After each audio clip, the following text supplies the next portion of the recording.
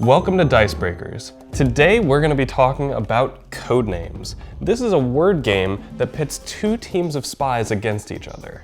Communication is limited, and the team that has the strongest bond and the best intuition will be the one that comes out on top. Let's learn Codenames. The game comes with a deck of key cards, a deck of Codenames, 17 agent cards, 8 red, 8 blue, and 1 double-sided, and 7 bystander cards, as well as an assassin card. All the action in this game happens on a 5x5 grid of codename cards. Every codename card in the grid has a word printed on it.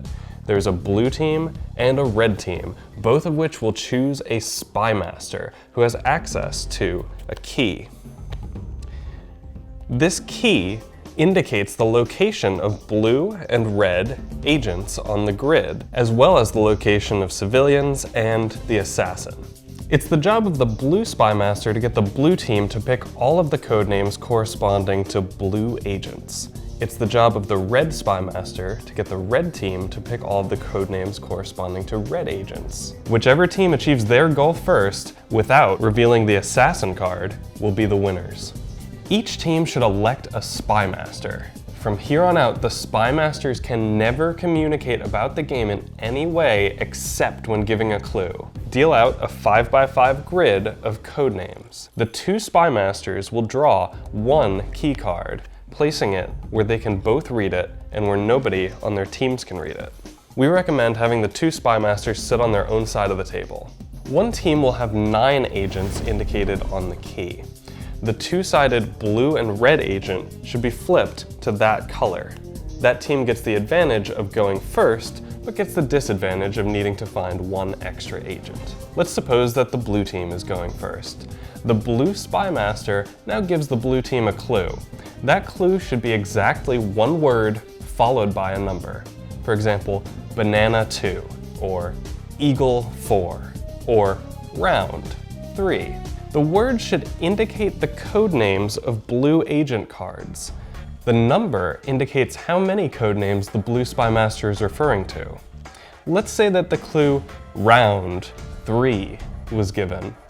The blue team is probably looking for 3 codenames corresponding to round objects. One by one, the blue team can guess codenames. We recommend that players be required to touch a codename in order to make the guess official. It adds a little gravity to the process. Suppose the blue team makes a guess.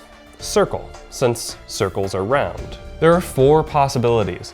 The blue team has incorrectly selected a civilian, which would be indicated on this grid.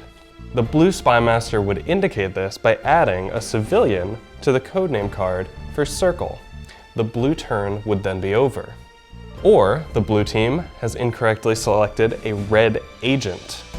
The blue spy master would indicate this by adding a red agent to the codename card for circle. The blue turn would then be over. Or the blue team has incorrectly selected the assassin. The blue spy master would indicate this by adding the assassin card to the codename for circle, or by swearing, because the blue team has completely lost the game.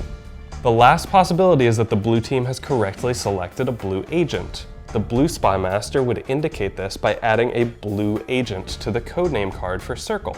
Since this was a correct guess, the blue team's turn is not necessarily over. It is mandatory that a team make at least one guess on every turn, and they can stop at any point after that. But they can make as many guesses as their spy master stated in their clue. In this example, where the clue was round 3, the blue team can guess up to 3 times if they can avoid guessing incorrectly.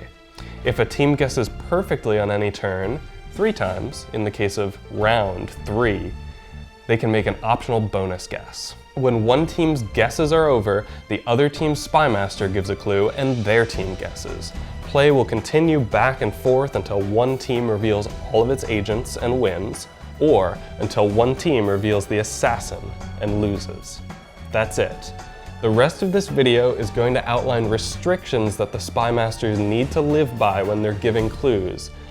We try to live by a golden rule of just don't cheat. So if you're not a rules lawyer, go ahead and watch our Let's Play Codenames video. If you are a rules lawyer, then here are some of the rules laws surrounding clues. A clue should be about the meaning of the words. It shouldn't be about their spelling or their position on the table. Saying top 5 to indicate the top 5 cards, or E4 to indicate the first letters of 4 cards being E, would be illegal. Letters and numbers are valid clues, but only if they refer to meanings of words. For example, X is a legal clue for Ray, but not a legal clue for xylophone. The number used in the clue can't be considered part of the clue. Citrus 8 is not a legal clue for lemon and octopus. If you're playing the English version of Codenames, play only in English. You can't say any form of a word on the table. For example, if the word snow is on the table, snow, snowing, and snowplow would all be invalid clues. You can't say any part of a compound word on the table. For example, here we have undertaker on the table, and under and taker would not be valid clues. These are the firm rules according to the rulebook, but the rulebook has even more to say about clue giving for anyone who really wants to go down the rabbit hole. So that's all the rules we're going to cover in this video. If you're still with us, we've got a clue for you. Link 1.